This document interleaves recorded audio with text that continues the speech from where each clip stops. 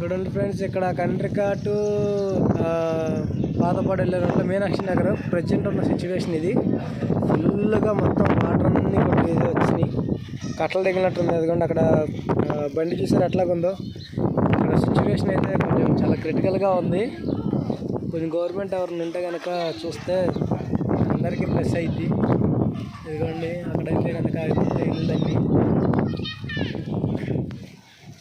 ప్రతి ఒక్కటి చూడండి. అక్కడ కారు కానీ బండ్లు కానీ ఒక్కొక్కరు చూడండి ఎట్లా కట్టున్నారు. ఇది సిచ్యువేషన్. ప్రతి ఒక్కరు చాలా ఇదిగా ఉంటున్నారు. గవర్నమెంట్ కొంచెం ఏదైనా సహాయం చేస్తే కనుక ఫ్రీగా ఉంటాం మేము కూడా.